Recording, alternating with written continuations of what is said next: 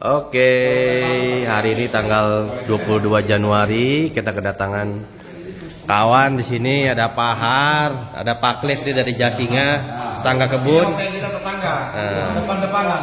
Dan ini tamu jauh nih. Ini kita punya hope yang lama nih. Pak Jabun. Pak Haji, sibuk sekali ini. Tapi sekarang udah awet muda nih, gara-gara lebih banyak waktu di kebun, boy. Oksigen banyak. Banyak keluar keringet kalau di kebun. Pak Haji yang punya pitbull itu siapa? Hah? Pitbull ya? Apanya? Haji. Oh, lain lagi. Pak Haji jalan, Jalan terus. Sehat. Boy, calon investor peternakan sapi. Nanti dia mau ternak sapi, kotorannya dia mau bikin vermicompost, jual ke bapaknya katanya. Ini saya bawa oleh-oleh buat Pak Haji.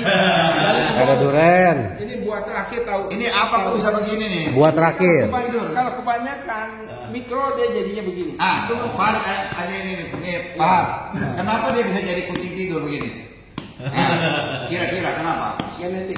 Genetik ya? Bukan karena waktu polinisasinya nggak sempurna, atau waktu itu boronnya kurang masuk sehingga dia kurang subur, kurang wangi, atau Jadi gitu? begini, sebenarnya untuk menjelaskan suatu fenomena orang punya teori dari sudut pandang macam-macam ya. Ya. Kalau dari sudut pandangnya genetik, Genetik, misalnya, ya? genetik gitu. Jadi kalau dia lahir begitu terjadi buah laki-laki ketemu itu, nah jadinya tuh kalau begini ya begini nggak bisa. Nah, Udah dari lahirnya begitu ya susah perbaiki tengah jalan.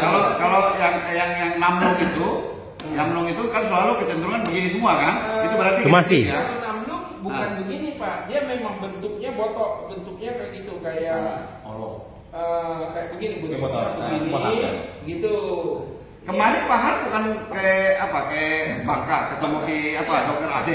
AC. Ya. Kan saya lihat ada makan namlung, Wih. makan tembakau. Gimana? Bagus nggak? Super tebak. Kalau namlung memang bagus ya, bagus dalam arti kata Pahit. tidak ada durian lain yang memiliki tekstur seperti namlung. Dan pahitnya strong sekali ya. Kalau kita ingin bandingkan fair sama dengan durian Malaysia namanya Capri. Oh sama tuh. Sama Capri. Ada lagi satunya durian ganja. Durian ganja. Di buku Pak Ajis tuh ya, ada durian ganja, ada tulisan ganja. Itu foto saya dan tulisan saya. Oh gitu. Tapi ini sebelum bela ini super tembakau gimana? Jadi kita kan mau makan bisa tahu. Biasa kadang-kadang yang begini katanya bisa mengeluarkan hasil spesial. Kurang bagus nih Pak. Ini termasuk kurang Tapi bagus. kering ya, kering ya. Ya, kering. Kering ya. Itu ya. Coba. Yang besar ini Pak Haji, coba yang besar. Coba kita kasih Di itu dulu. Ini wah ini udah keriputnya. Ini keriputnya keluar loh. Ini keriputnya ada tuh. Ini keriput kasih Pak Haji. Boleh lihat keriputnya. Ini buat terakhir Pak. Terakhir masih ada lah 1-2. 1-2 gitu. Pak Har yang kasih Pak Haji. Nah, Pak Haji coba. Saya cobain durian pahar ya. Ini Pak Har ini kelibar nih, jago makan. Jago semua ada Pak, ambil. Dek, coba ini Dek. Yang ini Dek. Ya. Ambil semuanya. Pak Haji udah tengah. Ya, kita coba yang besar gitu. Ya. Pak Haji kalau ada masukan boleh ngomong. Masukan Pak. Langsung kalau kita ini saling membangun Pak Haji, gitu. Saling membangun. Rasanya gimana Pak Haji? Cukup kaya ya? Pahitnya keluar? Ini udah pahit. Mungkin ini udah 2 hari ya. Saya jual. Hari ini jatuh. Udah jatuh ya. Pak Har jarang dinapi 2-3 hari. Langsung hari itu makan dia. Ini jatuh hari ini. Itu udah keluar pahit gitu ya. Memang. Saya masih lempeng. Karena saya masih manis gitu Ini ya. orang agak salah mengerti. Nah, Kalau boleh. durian Ya. menginap, yang bertambah itu ada alkoholnya, bukan pahitnya. Kalau pahit memang dari asalnya udah pahit, alkoholnya yang nambah. Bukan Itu. yang orang Malaysia bilang, Dipukul. kalau dari atas jatuh ada benturan, ada reaksi dari buah ini menjadi apa namanya keriput dan pahit gitu. Apa benar ada korelasinya? Kalau keriput pasti kalau kebanting. Nah, kan kebanting dia kan keriputnya. lembek. Kalau pahitnya ini gimana? Kalau ini ada teori dari Malaysia bilang gini, dia itu seperti ada kayak molekul di dalam itu, kayak senyawa, kayak molekul gitu. Kalau dia terhentak, dianya pecah, kayak empedu gitu, menyebar, jadi pahit gitu. Nah, itu nggak pernah terbukti mereka ngomong begitu. Tapi ini baru jatuh pagi nih. Iya. Pak Haji satu lagi Pak Haji. Biar rasa itu kan lain juring. Pas Bandi sini, Pak Bandi. Tapi ini durian saya ini Pak Haji belum top performa nih Pak Haji. Belum top ini. Coba. Apa ini rekor? Ada yang mau nambah lagi? Udah cukup Pak. Udah. Nambah. Boy belum? Boy ambil. Pak itu. Boy yang makan aja. Ini belum top nih Pak. Belum top Kalau performan ya? Pak Haji makan top, durian saya top, Pak Haji nggak bisa lupa saya Pak Haji. Saya udah. Ya. Saya udah. Tidak akan lupa ya Pak Haji ya. Nah, Pak Subandi yang udah ke kebun, ini udah belum top performan ya? Belum ya? Kurang. Apa adanya? Di kebun lebih enak. Makanya dia bisa jual 550 Pak. Dan barangnya habis gak ada barang. Karena barangnya habis, gua beli nggak berani nawar. Itu dibagi ya. Tapi yang saya Mana berani bingung, nawar. begini yang saya bingung, tahun lalu dia jual berapa? 500. Tahun ini kan hujan banyak, pasti kan sebenarnya rasakan Kalau lebih murah ya. Secara ini orang lihat, oh ini kan mungkin hasil nggak bisa optimal kalau tahun lalu. Tapi dia yakin 550. Barang, nggak ada barang. Lakunya jarang. Kenapa? yang bagus. Kenapa begitu Pak? Orang lain jarang yang bagus, kecuali AW sama RB. Bukan begitu, memang Pak Har ini dia memang keluar uangnya cukup lumayan. Terus perhatiannya sama kebun luar biasa. Dan yang makan biasa itu, Pak biasa kan kalau saya kenalin, saya dengan Pak Har, ini ada yang komplain. Dia nggak bilang mau apa. Pagi-pagi dia udah kirim lagi ke teman. Garansi. Pagi-pagi. Dia nanya berapa? Saya enak. Saya bilang orang itu juga bilang ada yang enak, ada yang enggak. Langsung kirim. Kulitnya tipis sekali ini. Ini udah tipis. Pokoknya gede itu. Kulitnya tipis ya? Jadi boy, ini maksudnya ini pemasukan nutrisinya udah tidak ada dalam. Iya. Dan ini ya kita buka juga gampang, nggak kulit batu namanya. Ya. Jadi ini pas ya unsur haranya mungkin nanti Pak Har lah yang jelasin ini dia soalnya yang atur semuanya sedemikian rupa sehingga hasilnya bisa demikian. Sedikit kuncinya Pak Har. Sedikit. Saya itu prinsipnya begini Pak. Saya itu dulu waktu sekolah, guru saya ngomong begini, di badan yang sehat, di situ ada pikiran yang sehat. Jadi saya bikin pohon saya sehat aja. Kalau dia sehat pasti buahnya bagus, gitu aja. Jadi jangan mikirin buah bagus, pikirnya yang dipikirin pohon aja, pohon aja, pohon sehat. Pohon sehat pasti buahnya bagus gitu. Jadi yang sulitnya orang kalau terlalu banyak kenal penjual pupuk Pak, kasih jadi berantakan Pak. Dari sehat pohon kita jadi nggak sehat Pak. Tadi gini, tadi saya ngobrol sama Pak Haji. Pak Haji juga kan sekarang banyak pakai organik. Saya bilang memang sebenarnya tempatnya Pak Haji itu kandungan mineral alam yang ada di sana tidak sama dibandingin tempat-tempat lain. Memang dia istimewa sekali.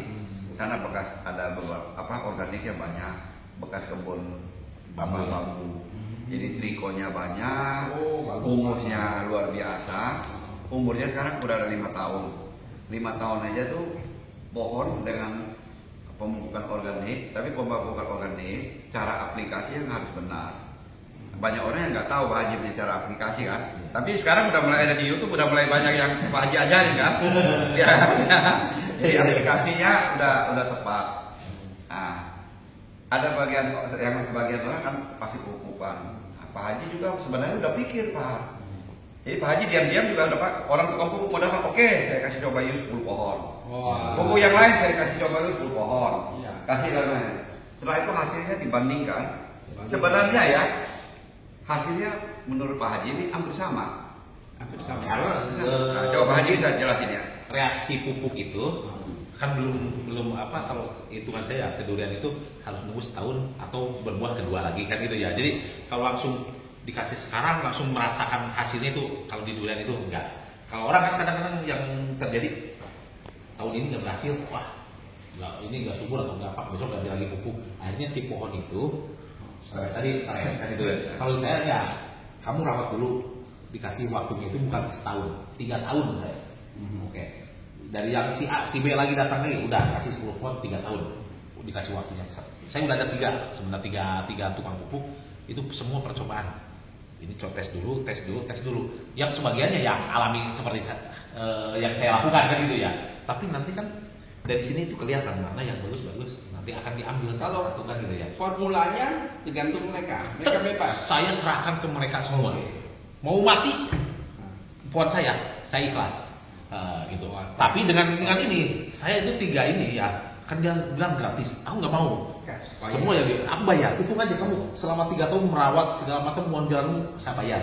Saya nggak mau merugikan. Hasilnya udah ada itu, Pak. Hasilnya sementara ini masih sama dengan Sama yang yang pupuk. Kasih bocoran merek apa, Pak? Oh jangan. Gitu ya. Itu udah rahasia lah. Tapi Pahar tahu lah. Bahar punya. kalau pupuk dari saya jamin. Waduh. Cuma gitu. Kalau saya gitu. Saya jamin. Saya inti. Pupuk dari RB PAM saya jamin. Saya semua yang 3 itu ujungnya jamin. Jamin tadi yang pertama jamin ya. Oh, jamin semua gitu. Semua makanya saya biarpun ya mau temen kayak sendiri yang ngomong, saya jamin ini. Saya tetap pembuktian oleh kebun saya. Maaf Pak ya. Hah? Itu teman ada yang teman datang ke kebun saya, lihat kebun kamu kok jelek banget, tanya ini rumputnya banyak itu nggak kerawat, tapi buahnya bisa bagus. Ini aja kalau datang heran ya, kok pohon lu jelek begini kok buahnya bagus. Kalau saya nggak tersinggung, udah 3 kali loh dia ngomong, kok pohonnya begini jelek, kok pohonnya jelek begini kok buahnya bisa bagus ya. Sebenarnya Pahar ini Pak Haji, Ya. Pahar ini sebenarnya dia paket hemat juga.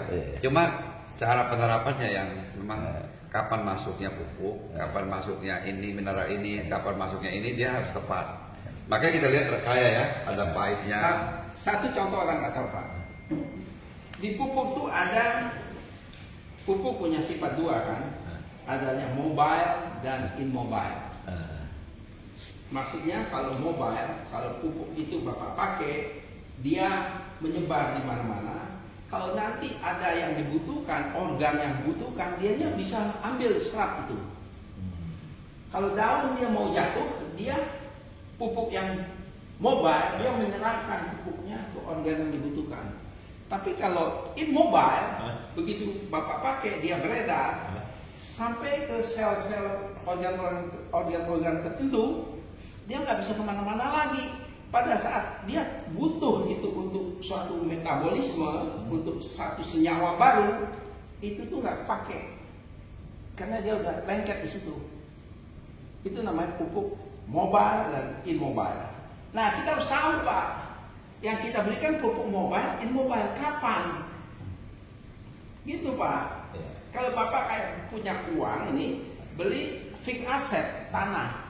Begitu butuh uang tunggu lama Pak, sampai nyembang kan Pak. Tapi kalau Bapak taruh deposito anytime break, bisa Pak. Nah itu salah satu kunci pemupukan Pak. Mobile, immobile. Kapan kita pakai? Bagaimana strategi memakai pupuk mobile? Bagaimana strategi memakai pupuk immobile? Itu Pak. Dari saya menerapkan begitu. Pohon saya boleh jelek, kalau menurut ini jelek banget. Bisa bagus, banyak buahnya. Saya ada satu yang 6 tahun 2 bulan 115 biji Buahnya. Itu Pak. Memang sebenarnya Pak Har punya banyak orang yang anggap pemupukannya jor-joran, padahal enggak. Pak Har ini pakai organik juga Pak. Kohenya kohe sapi. Iya, sapi. Jadi beliau sapi kebanyakan. Sapi ya. Sapi. Dan sapi itu ingat, kalau Pak Har ini selalu pakai yang sapi yang makannya konsentrat. Karena dari bahan baku konsentrat, kohenya akan bagus itu. Ya. Iya, kalau saya orang kambing supaya makan rumput hijau. Ya. Kalau saya mau kambing makan konsentrat.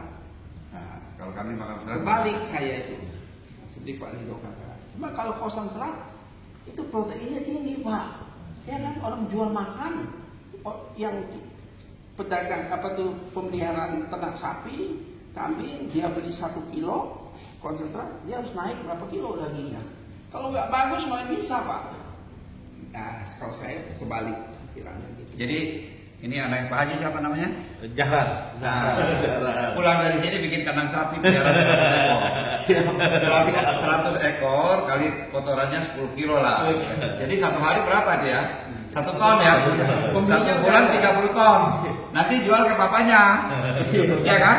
Jualnya bukan jual kohe sapinya, bikin vermi kompos. Ya, verminya komposnya jual ke bapaknya, cacingnya jual ke pabrik obat. Ah, begitu.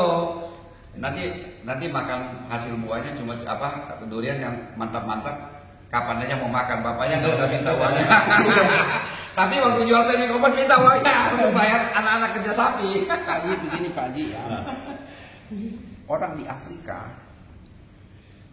sanang pangannya minimal, tapi anaknya bisa banyak Pak Haji.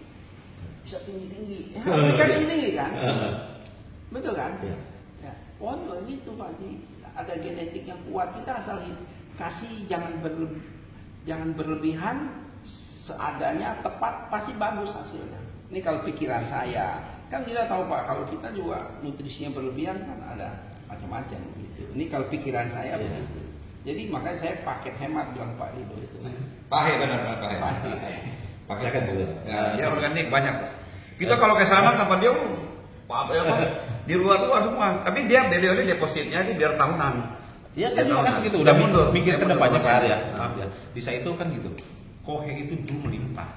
Setelah saya formulasi yang tadi kohenya apa?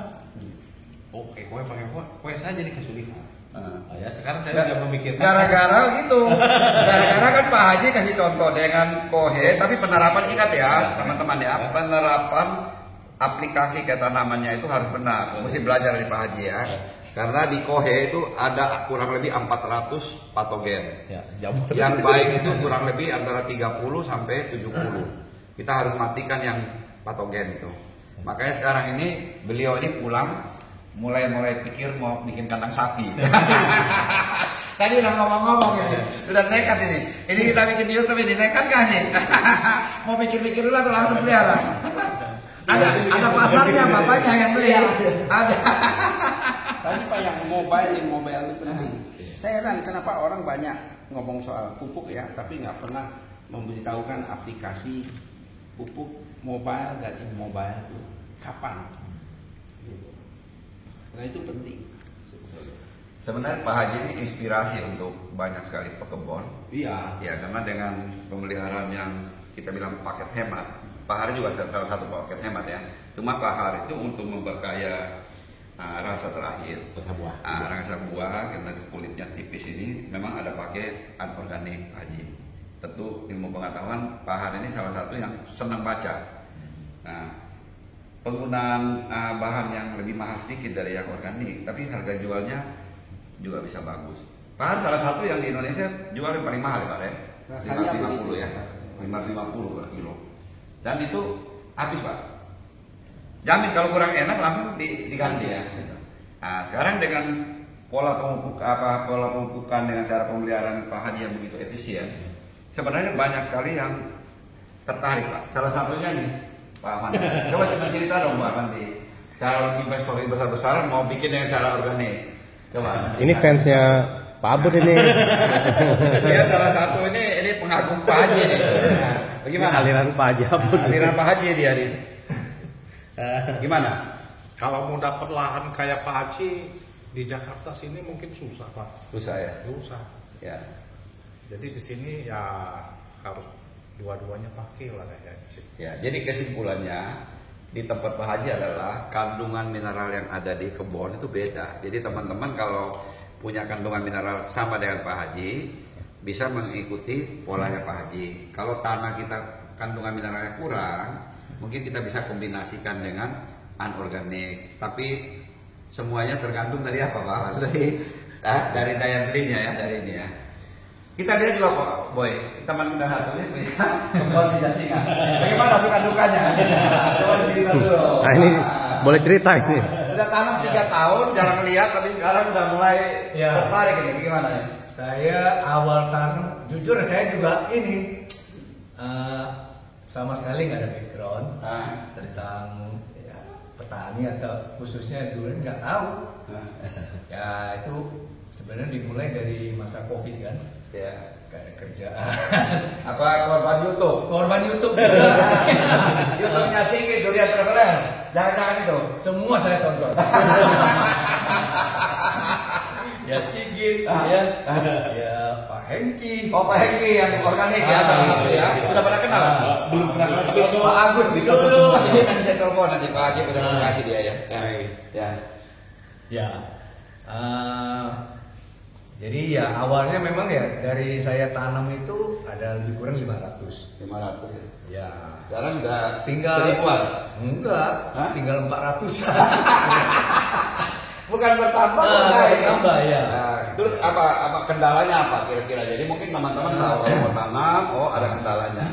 Ya, kendalanya sebenarnya ya faktor pengetahuan kita tentang apa itu, dan kedua itu menurut saya itu masalah SDM-nya. SDM-nya. Sangat, ya kalau SDM-nya kita sangat tidak kompeten, ya hasilnya. Tapi kayak kebun sering atau 1 tahun sekali atau sebulan sekali atau seminggu sekali? Seminggu sekali rata-rata. Seminggu sekali pasti pergi. Kalau pas saya di sini saya pergi. Oh, kalau nggak Kalau pergi, saya lagi nggak ada di Indonesia ya gimana? jadi durasi rata-rata mungkin sebulan sekali ya. Lebih kurang sebulan 2 kali lah. Ya. Yuk kalah. Pak Haji sekarang lihat awet muda. Iya. Benar, saya pertama lihat Pak Haji awet muda. Sekarang ini banyak di Iya, banyak di kebun ya. Di kebun, di kebun di mana ya? Ciamis sebenarnya. Kalau kebun kita kalau sudah mulai berbuah, Bina mungkin juga mau ke situ. Pak Haji, Pak Haji Tapi bisa. kalau belum ada hasil, Pak Haji, boy, Pak Haji bisa menceritakan, bisa awet muda di kebun, kenapa gitu Pak Haji? Pasti ada dong, pasti olahraga mungkin, oksigen banyak di kebun atau bagaimana? Saya kata kita udah mulai masa tua ya gitu ya. Jadi kalau di Pak Haji sini belum tua lah. di sini ya. Kadang-kadang kita nggak pernah keluar keringat seharian itu ya. Dari rumah AC AC udah ke kantor AC juga ya. Hampir kita nggak pernah nemu yang namanya badan berkeringat gitu ya. Karena kita olahraga itu kan sangat malas buat saya kan itu ya. Tapi kalau udah ke kebun, satu saya menyenangi pohonan ya. Dan itu bisa keluar, saya keluar dari rumah itu jam 5 udah mulai sebelum terang kayaknya ya. Udah tuh belum matahari aja belum keluar kita udah jalan terus muter itu bisa naik lagi asal bawa aqua segini sebotol ya kasarnya. Saya bisa jam 10 baru masuk ke rumah, baru sarapan itu udah sampai keluar keringat ya. Itu merasa badan itu enteng, nggak pernah ada tidur siang, itu udah nggak ada. Itu udah mulai jam 9 istirahat lagi sampai anggaplah jam 3. Itu jam 3 kan udah mulai adem lagi. Kalau saya di tempat saya itu kalau mulai jam 9 sampai jam 3 itu kan sangat panas sekali udara Ya, panas ya. Itu malah bagus ya. Panas ya. Itu saya udah jam 3, saya jalan lagi, keluar lagi, Keringat lagi. main lagi jam 5. Nah udah jam 5, udah malam sholat dulu atau apa gitu ya. Itu kadang-kadang malam udah kangen juga sama pohon. Bawa sendal. Karena apa? Yang namanya penyakit di durian itu kan ada yang datangnya malam tuh, kayak lembing ya, apa tuh kepik ya kalau saya bilang. Itu kan datangnya malam. Kumbang raya kalau Itu dibilangnya kalau saya tidur lembing batu atau apalah ya itu yang. Itu saya kan udah habis maghrib ini Solo Center. Wah ada ini. Aku langsung panggil si petani itu. Kang, semprot, malam-malam nyemprot. Semprot saya itu ya. Jangan dibiarin besok. Kalau nggak habis tahunnya. Kalau nggak Habis itu kalau itu kan habis ya. Cuma yang itu pun itu binatang yang memang jahat tapi nggak merusak ke pertumbuhan itu nggak. Dia cuma makan yang muda-muda ya. Jelek aja. Daun muda ya. Tapi itu saya sih nggak tahu itu. Karena apa?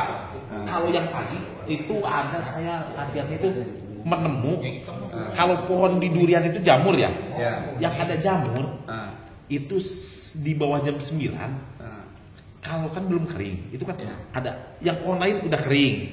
Di sini ada basah, itu kan jamur yang nggak kelihatan. Kalau tenggeran batang kan kelihatan, ada keluar apa tuh kayak serbuknya ya. Itu serbuk merahnya itu keluar ada lendirnya. Itu kalau yang itu kelihatan. Itu ketorkoran namanya. Tapi kalau yang jamur itu nggak kelihatan. Kelihatannya cuma dideteksi di bawah jam 9 sebelum panas. Itu kan basah. Basah. Yang lain udah kering pohonnya atau batangnya udah kering, yang itu masih basah. Saya bawa pisau, ayo mau segini dikering. Itu pasti udah kelihatan. Langsung Kasih obat Ada apa? semprot. Ada obat semprot. Ada obat, Kita ya? mau semprot, jangan semprot tank gede aja. Nah. Semprotan burung aja, langsung semprot gini aja. Itulah. Bisa berhasil itu, Pak? Berhasil saya di situ. Oh. Jadi itu mengurangi jamur yang di batang atau di pohon ya. Itu. Obatnya apa Pak Haji itu? Hah? Di Protora itu. Obatnya apalah? Karena saya lupa lagi lah. Renomin. Saya lupa lah. Pokoknya pestisida aja lah. Yang penting pestisida gitu ya. Jadi pakai semprotan burung yang kecil aja gitu, set gitu. Jadi yang nggak mubazir yang besar itu nggak, cukup itu aja. Nanti Itu hasilnya. Satu, kita sehat jalan-jalan. Yang kedua, sambil mengontrol pohon juga saya. Kadang-kadang anak buah saya dia nggak tahu juga. Saya yang bilang, Mang, sini ambil pisau, coba kering. Udah kelihatan kan dari kulitnya. Kalau yang sehat itu kan ini, ya itu udah mulai agak hitam-hitam gitu. Iya. Jadi kering gitulah. Jadi kita ada jalan malam juga. Saya kan sangat pulang sentor saya. Karena nggak betah saya kalau udah pulang di Ciamis. Udah nggak siang, nggak pagi, sore, malam lagi. Pak Haji, saya mau tanya nih Pak Haji. Kalau di kebon bangun jam 5, kalau di Jakarta bangun jam berapa? Aduh. saya tetap bangun jam 5, cuman habis sholat subuh ya saya tidur lagi. Bangun jam 8, jam 9. Kurang gerak. Jam 9 tuh anak saya. Jam 9 kan kurang gerak. Kurang gerak. Baru mau ke kantor aja udah malas, apalagi kalau udah lihat YouTube Durian. Dia jam 12 kan, nanti baru ke kantor habis jam 12 kan itu. Udah paling malas itu. Itu udah di kebun saya udah merasa badan itu lebih presis ya. Pak Haji, selain yang tadi suka duka dalam berkebun itu kan tadi Pak Haji kan gerak, sehat. Nah, bagaimana kita lihat kebunnya kalau ada yang berhasil kan senang. Kalau yang nggak berhasil kan pasti ada yang nggak berhasil. Bagaimana? Aduh, kalau di saya dukanya itu ya. Dukanya nih. Kalau dukanya ya, saya melihat yang agak kan saya per blok itu ya. Kalau melihat anak-anak yang malas tuh agak sedikit, tapi dengan ngomongin halus, kita kan nanti hasil juga sebagian buat saya, sebagian buat dia juga ada itunya ya.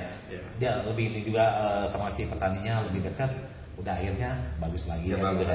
Tapi dukanya sih, kalau sekarang saya nggak buka. Kenapa? Pohon mati. Oh, itu pelajaran ilmu.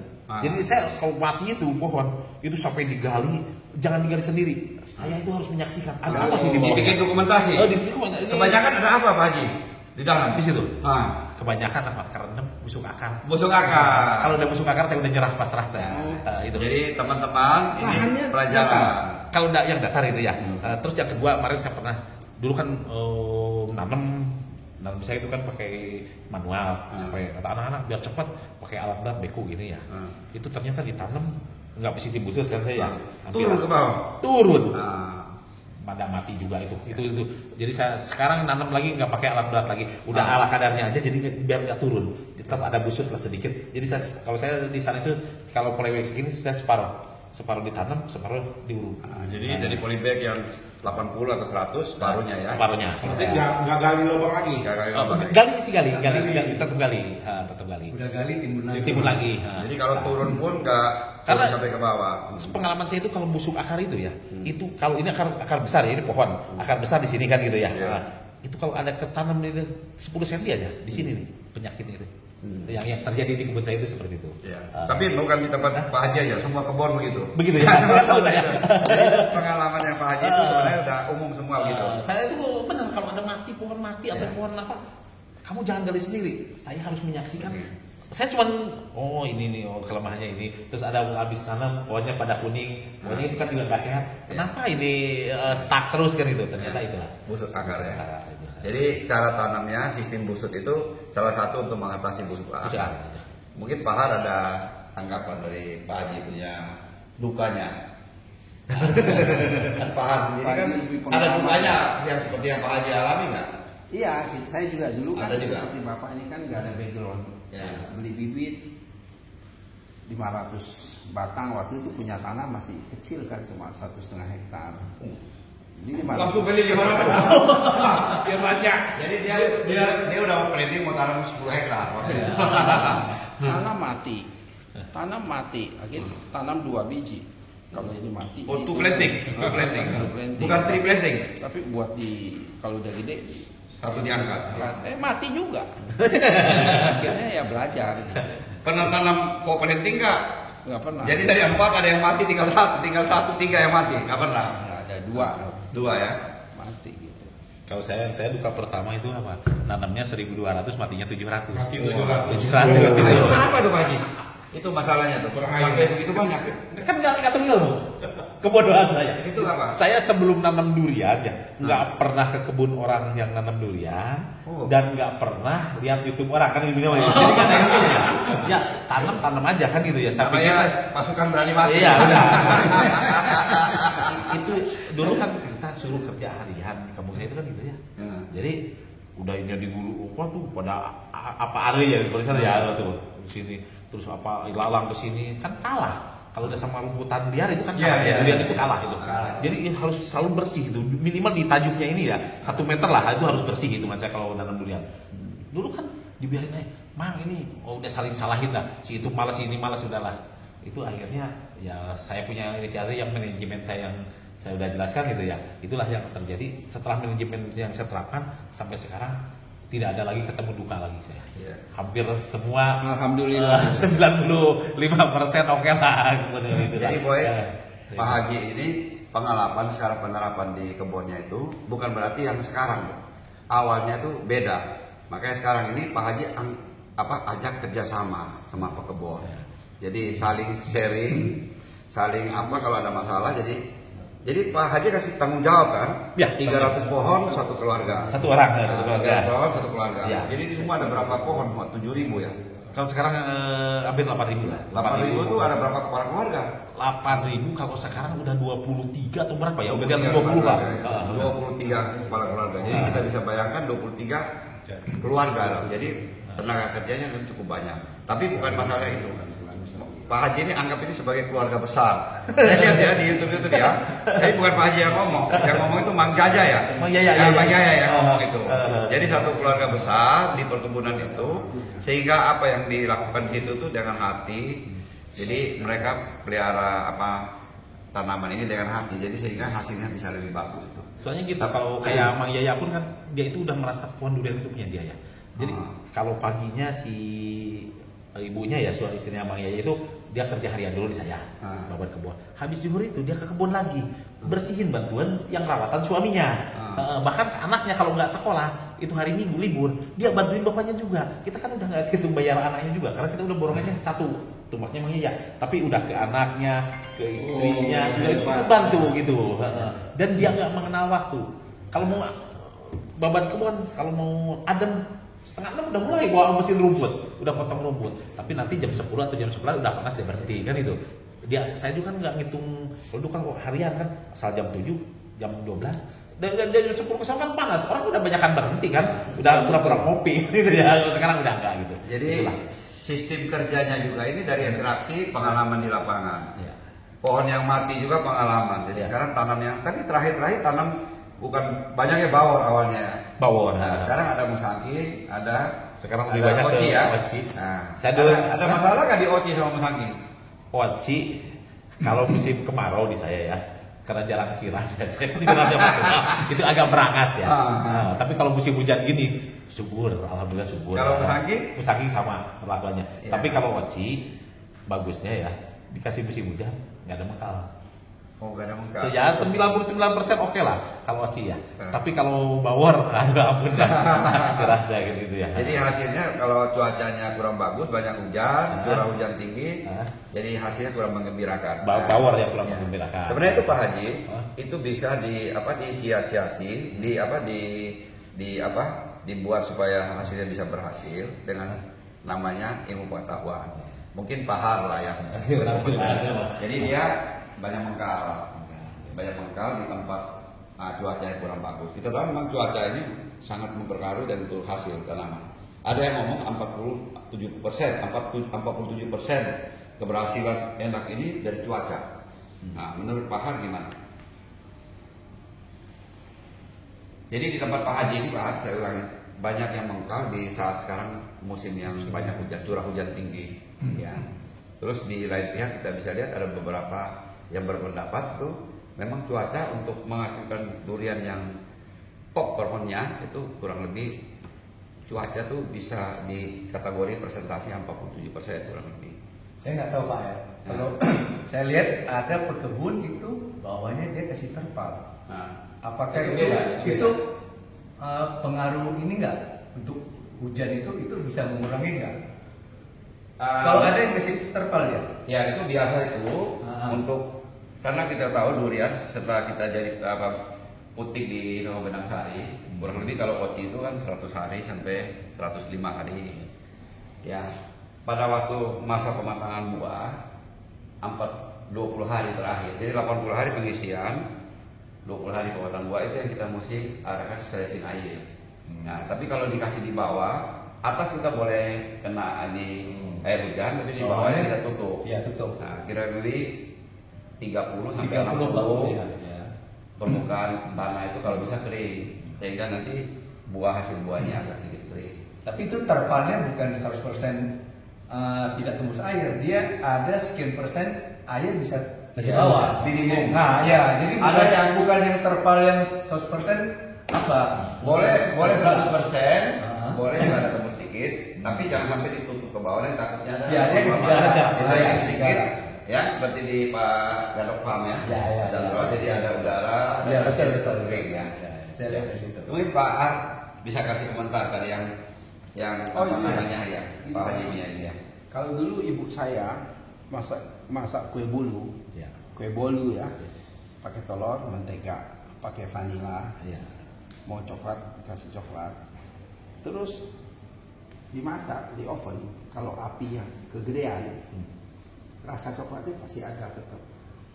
Nggak bisa rasa misalnya nggak ditaruh kismis, ada api besar atau tidak ada api, ada tiba-tiba rasa kismisnya ada. Karena nggak taruh kismis mana bisa.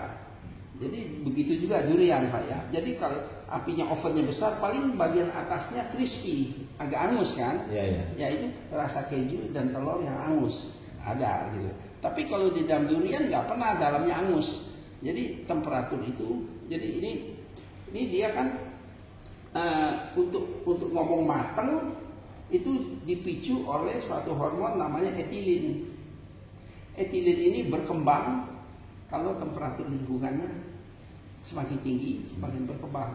Kalau kita punya buah mentah dulu kita masukin karung, masukin karbit kan, Iya. supaya panas. Iya. Sebenarnya etilin. Nah, kalau kita masukin durian jadi mangga. Tapi kalau masukin melon nggak bisa. Nggak bisa ini.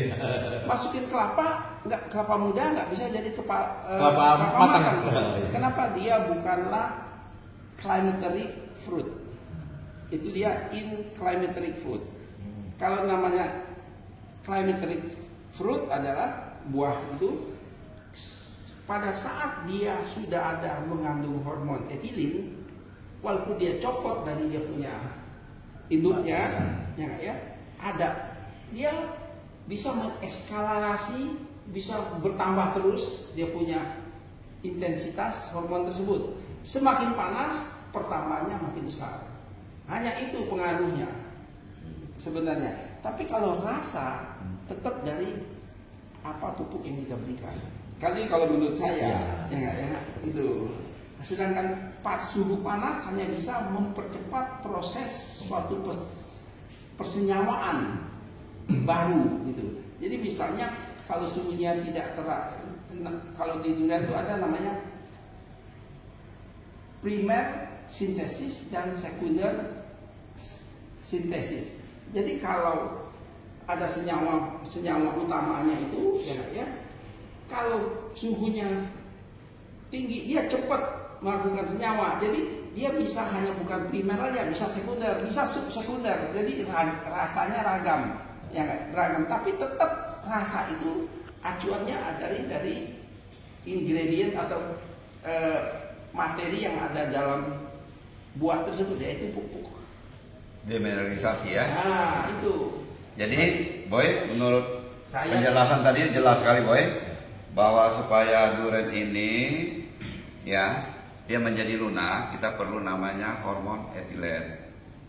Sebenarnya pupuk apapun, baik itu organik sama anorganik, itu sama. Nanti dia akan dirubah menjadi satu ion, NPK dan mikrotis dan seterusnya, dan akan diserap di dalam tanaman dalam bentuk mineral gitu ya Pak ya. Ya. Jadi di tempat kandungan mineral yang ada di pohon di kebun masing-masing itu sangat menentukan. Kalau mineralnya sudah habis di tanahnya, kita perlu ada namanya asupan mineral baru dari luar ya. Bentuknya bisa dari organik, bisa dan anorganik ya. Kalau pahar saya udah lihat banyak juga organik Pak Abu. Banyak ya. Cuma pahar itu penguasaan ilmu masuknya pupuk itu waktu di pengisian buah sama pematangan buah. Nah sebenarnya pohon itu saya semua montok Pak. Benar, saya montok semua. Sebenarnya kita juga bisa lihat Pak di sisi yang lain, di sisi yang berbeda yang kita sama dengan Pak Haji Abu juga di tempat Pak Hengki masih Pak, Tamora ya. Nah di situ dia juga menerapkan full organik ya. Cuma Pak Hengki ini hebatnya tanahnya nggak terlalu kaya tanahnya di Baros nggak terlalu kaya. Tapi dia menggunakan memang bahan organik ya semua ya. Nah, kita ada coba tahun yang lalu di tempat waktu El Nino memang enak ya. Tapi La Nino ini kita belum coba akhir-akhir ini ya. Ya mungkin di tempat La Nino ini. Tapi saya lihat di tempat La Nino Pak Hengki ada posting juga cukup bagus loh. Ya. Jadi kapan-kapan kita ngobrol sama Pak Haji ya. Pak Haji juga ingin ketemu sama Pak Hengki ya. Pak Hengki kalau dengar ya apa YouTube kita ini bisa hubungi Pak Haji. Nanti saya kasih nomor teleponnya atau sebaiknya ya. Pak Hengki ya. Kapan-kapan waktu Pak Hengki mampirlah kita ngobrol ya gitu. Ya. Pak mungkin buat Pak Hengki ada say hello Pak. Oh iya siap, salam kenal Pak Hengki. Ya. Cuman kenal di YouTube aja ya gitu ya. Nanti mudah-mudahan kapan-kapan kita bisa ketemu bareng. Dia ini salah satu yang memang menerapkan organik yang cukup berhasil, memang bagus ya. Tapi kita lihat ada waktu kita coba super tembaganya di pohon yang berbeda, memang rasanya kurang maksimal. Pak Hengki sebenarnya orangnya fair, nggak maksimal dia ngomong nggak maksimal sebenarnya. Pohonnya kalau memang sebenarnya dari organik. Kalau kita lihat secara sepintas lalu, kalau mau subur, yang memang di treatment benar, pohonnya cukup subur, Cuma kalau pohon terlalu subur Pak, nanti buahnya juga mau berbuahnya juga malas. Memang itu. Kalau mau berbuah itu memang stres. Harus buat stres ya. Kenapa Ya. Ini dari kebun Sumitani 2. Mana ini? Ini kebun saya yang Masih besar. umur muda. Umur muda tapi saya nggak rawat. Berapa tahun ya Pak Bahar? 4 tahun lebih. 4 tahun ya. Ini saya cat ini bukan kenapa. Supaya apa? Supaya tahu dari itu dua. Nggak ada pagar, saya dicat. Jadi kalau orang nyuri cat takut yang mau jual di mana. Pilok ini. Jadi di pilok ya. Pilok gitu. Ya. Nah ini kita nggak terlalu rawat. Tapi ngomong-ngomong tahun depan ini dari Sumitami 2, waduh luar biasa nanti hasilnya buat. Saya yakin ke depan pasti dibaguskan. Kita belajar terus nih, belajar uji coba ini kayak panen ini kita ada melakukan 3 uji coba. Jadi udah tahu kira-kira gitu. Harus belajar, kita belajar terus lah. Saya kan gitu, kalau nggak ada gagal nggak ada Betul. belajar. Kita nggak pernah mau sharing-sharing kan gitu. Tapi kalau kita ada gagal, ini gimana sih durian saya begini atau rontok atau apa segala macam mengkal dan lainnya. Jadi kita pengen tahu gitu. Mungkin tapi mudah-mudahan Pak Haji yang tadi kita bilang hormon etilen itu biasa dipicu oleh apa Pak? Ada satu mineral atau karena perbedaan cuaca atau karena kita pakai bahan asam amino atau apa? Begini, memang itu kan sifat genetiknya, kalau ada pertumbuhan baru di dalam pohon durian, dia akan muncul hormon namanya oksin. Oksin ini untuk menumbuhkan pertumbuhan, tapi dia kan nggak bisa numbuh jadi segede ini kan durian kan? Ya. Begitu ada oksin langsung secara nature ada etilin. Sorry, bukan etilin tapi hormon ABA. Absesif hormon namanya. Nah ini dia berkembang yang oksin untuk membesarkan, sedangkan absesif hormon untuk memutuskan. Ini dia memutuskan sampai tertentu, dia pun sengaja memutuskan sampai kadar intensitas tertentu maksimal, ini dia memutuskan tampuk itu. Nah, sebelum putus itu ada periode namanya pematangan buah, itulah etilin mulai terbentuk. Nah, bukan karena pemberian nutrisi atau ada asupan tertentu sehingga nature. Kenapa kita lihat? Kalau kita lihat rumus dari etilin itu hanya ada komponennya adalah H hidrogen, oksigen, hidrogen, oksigen, nitrogen, sama karbon. Nggak ada yang lain. 4. 4 itu aja. Komponen N, A, O, O, C. C. Karbon Itu kan aja. dari udara kan? Iya, Ya. ini gratis semua nih. Jadi nggak ada hubungan dengan kita kasih. Jadi Nggak ada dari hubungan. ditangkap dari udara. Tapi Iya. indikasi dia nangkap banyak apa enggak, ada treatment tertentu atau memang itu terima karena nature? Itu memang ada treatment tertentu, ada Ya. itu ilmunya pekebun itu. Ya itu harusnya. Kita lihat ya di tempat-tempat negara maju kayak di Malaysia pun mereka mau menciptakan sesuatu kadang-kadang itu ada cairan direndam ke buahnya. Mungkin kalau kita lihat itu yang apa hormon GA3 untuk mengecilkan buah. Itu biji ya jadi direndam. Ada tiga hormon itu ya yang direndam. Sejauh ini Pak Har pengamatannya gimana? Oh direndam begitu ada pengaruh ke buahnya? Saya nggak punya pengetahuan itu. Itu ya. Pernah belajar. Iya mereka rendam begitu kan rendam di buahnya. Padahal kita tahu kalau ini kan selalu ini berpengaruh dari kita nanti masak makanan dari daun baru kasih nutrisi ke ini kan. Ada yang bilang mereka rendam itu kena ekspor ke Cina untuk menghindar Jamur. insek cacar. Oh, insek, ya? Kata ada yang ngomong begitu. Ya. Saya tidak tahu, yang persis seperti apa nggak tahu. Kita alami Pak. Kemarin gini, kami alami waktu kita buka, wah yakin benar boy. Begitu buka di dalamnya Ulat. ada ulat. Ya. Setelah dipelajari saya ngobrol dengan beberapa narasumber. Memang sebenarnya durian ini waktu korek api dia mencapai dari putik di buah yang benang sari kan proses masuk ke korek api. Itu saat-saat tertentu kita juga harus memperhatikan ada namanya penyemprotan. Sampai umur 40 hari sampai ininya keras jadi tidak bisa ditembus sama lalat buah. Lalat buah itu indikasi kita lihat dari kupu-kupu Pak. Yang banyak kupu-kupu itu dia telur, nanti telurnya yang masuk ke dalam. Nah, ada beberapa jenis kupu-kupu gitu. Pengobatannya adalah waktu umur dari korek api kita ada rajin semprot 2 minggu sekali. Itu kira-kira menurut Pak Har begitu kira-kira begitu ya pencegahannya. Ya itu Ya. itu masuknya waktu kecil. Masuk waktu kecil ya. Jadi dia telur hingga nanti dia berkembang kan masih lunak dia masuk ke dalam ya. Sampai 40 hari kira-kira kurang lebih. Ada tambahan apa lagi dari Pak Fandi ini? Saya lihat ini Pak Fandi simak. Kalau ya. kebun durian Hari ini, boy, hari ini dia paling simak kenapa boy? Masih penyimak.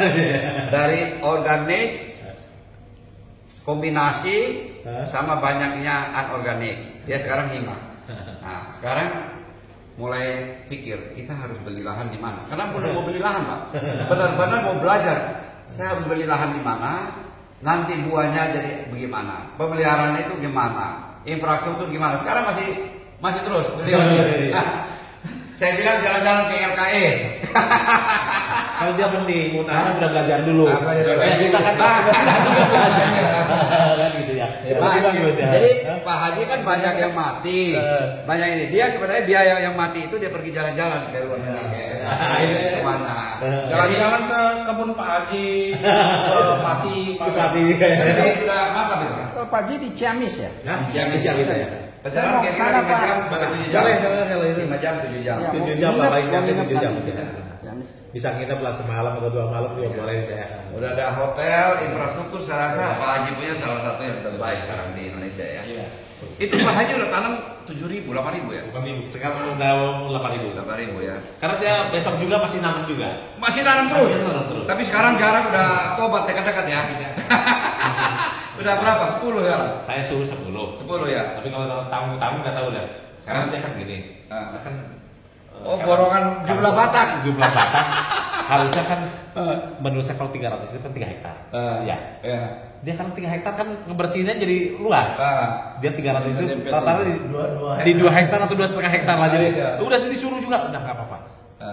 Tapi awas loh. Kalau nanti udah gede, aku tak korbanin ditebang loh. Tebang. Oh, malah nangis. bagus. Jangan nangis. Berarti loh. jarak 15-15 Iya, ya. kita bilang itu, jangan nangis. Iya. Ya udah nggak apa-apa. Iya. Karena sekarang bersihinnya itu dia. Ya. 300 3 hektar. Iya. Sekarang 300-nya di 2 hektar kan jadi sedikit ngebersihin lahannya. Dia borongannya kan. Itulah ada plus minus lah. Jadi Iya. ada plus minus. Mungkin dari sampai umur 7-8 tahun itu masih produktif ya. Nanti lewat dari itu mungkin dipikirkan lagi, mungkin tembang yang kurang bagus. Tapi kalau yang tanam rapat, Nah. pucuknya jangan dipotong biar dia agak ke Ke atas atas supaya aja. jangan terlalu melebar gitu. Karena saya terus nanam. Selagi masih musim hujan, nanti berhenti setelah musim panas. Udah berhenti dulu. Nanti musim panas kita bersihin lahan, Nah. habisin lahan lagi. Nanti musim hujan tanam lagi terus aja. Ini termasuk pasukan berani mati dia. Tanam terus. Tanam terus aja. Lihat itu, Pak Haji nggak pusing, hajar terus. Bagaimana ini masih mikir panjang? Hah? Ilmunya kan beda. Hah? Orang ilmu nggak ada Pak tanam Haji terus. punya tanaman satu pohon nggak sampai 1 juta. Jadi gas terus. Kalau ikut Pak Rido 1 batang 5 juta. Enggak juga. Sebenarnya tempat kita saya udah jelasin. Tempat kita nggak terlalu itu.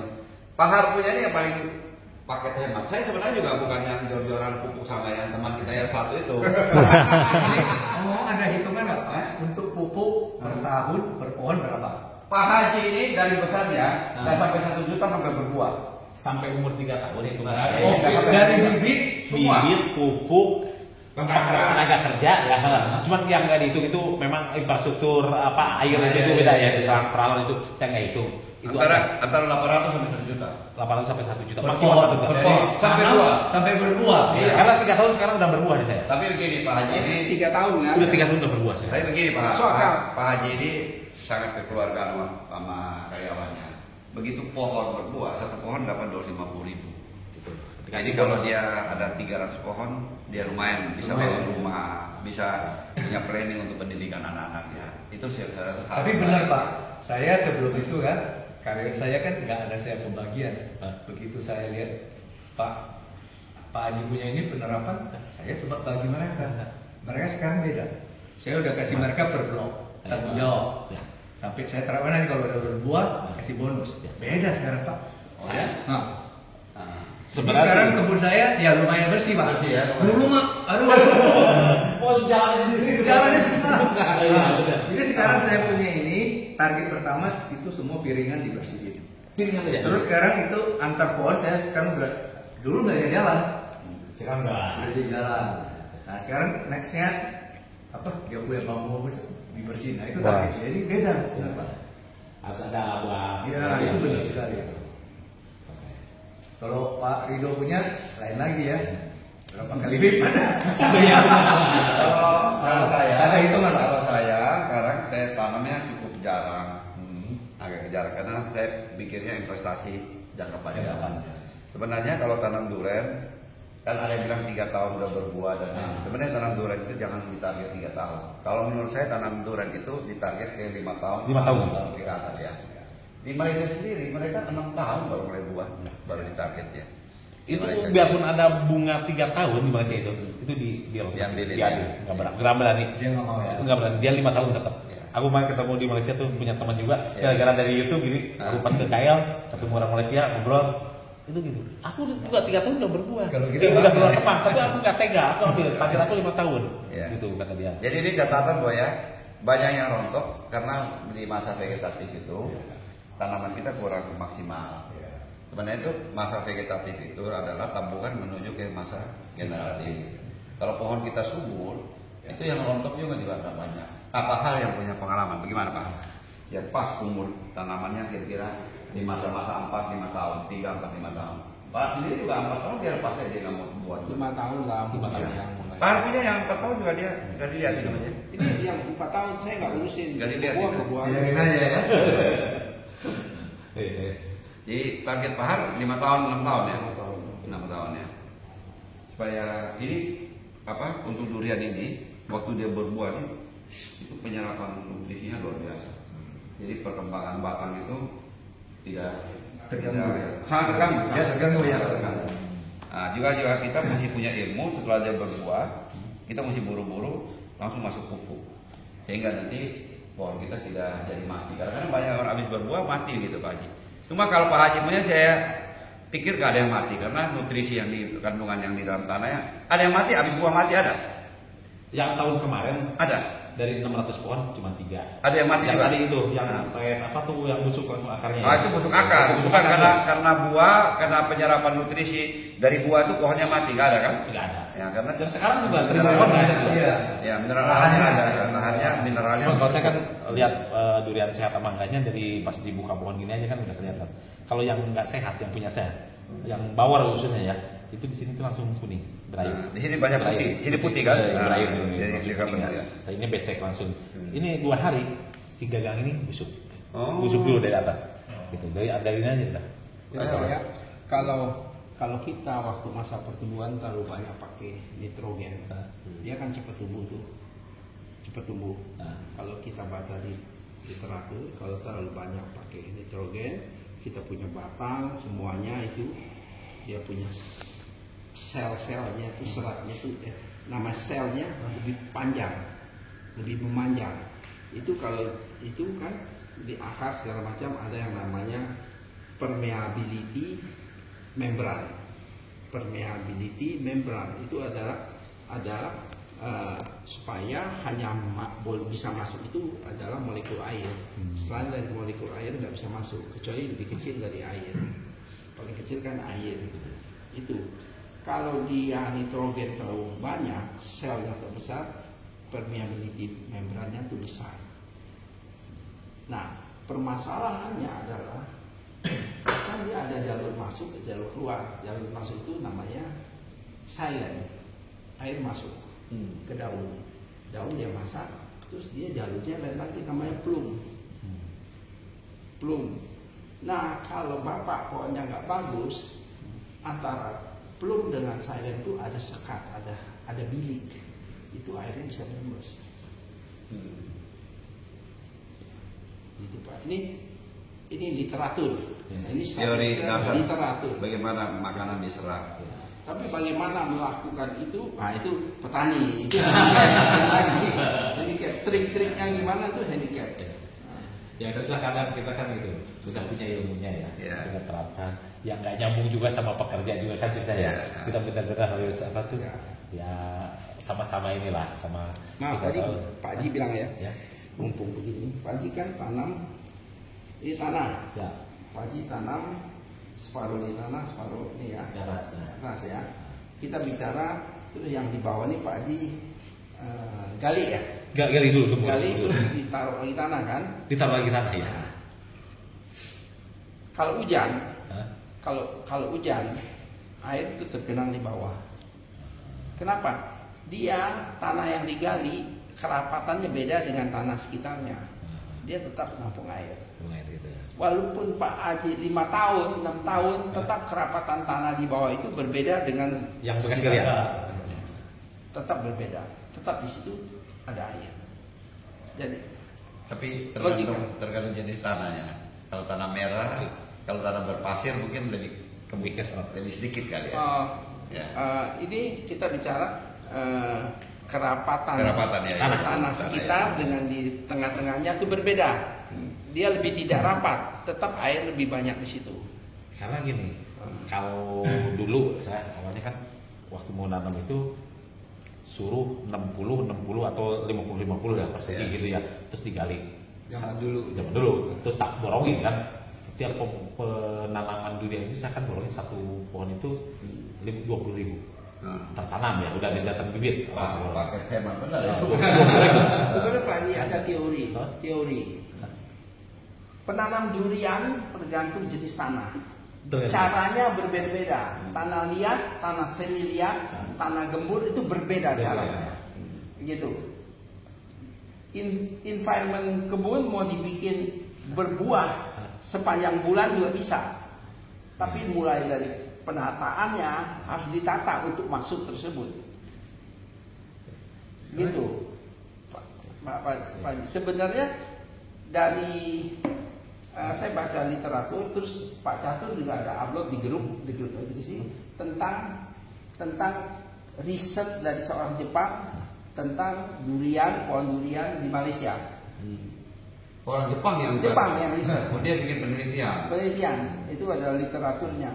Di situ disebutkan pohon durian keluar bunga Karena reaksi dari lingkungan kekurangan air.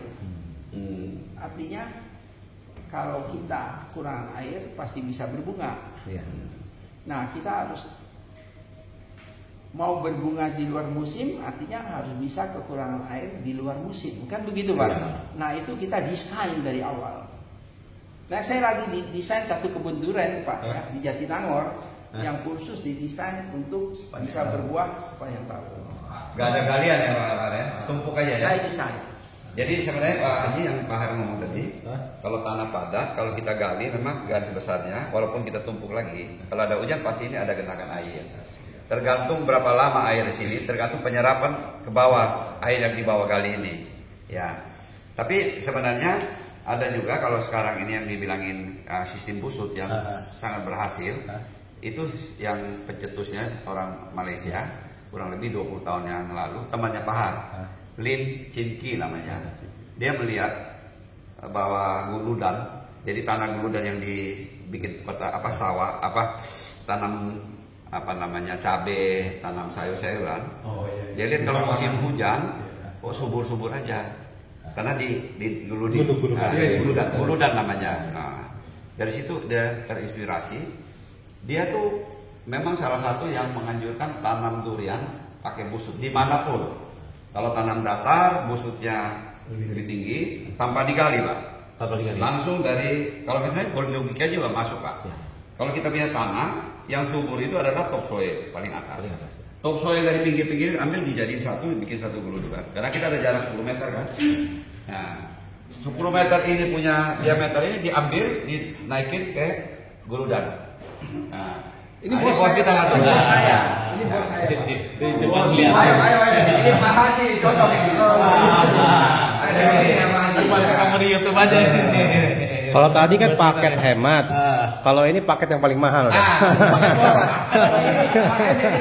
Kalau ini paket yang paling mahal, Pak Haji yang paling murah. Kalau ada yang paling mahal, Bagaimana jalan tengahnya?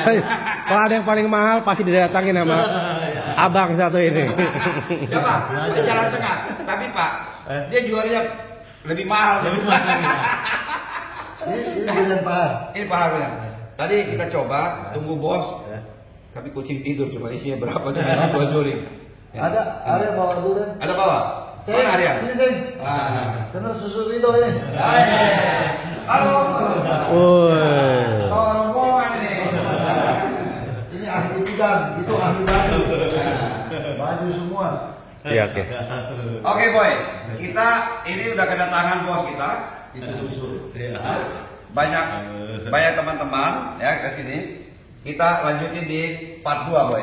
Jangan berharap bersama Pak Haji Amun. Tapi sebelum kita part 2, penutupan yang baru datang penutupan. Kita udah ngomong banyak tadi organik, penutupan apa? Semangat apa? Indonesia apa? Indonesia sudah bisa. Sudah bisa. Bukan pasti bisa, sudah bisa. Oke teman-teman, terima kasih. Mohon maaf kalau ada salah kata. Kita lanjut di part 2.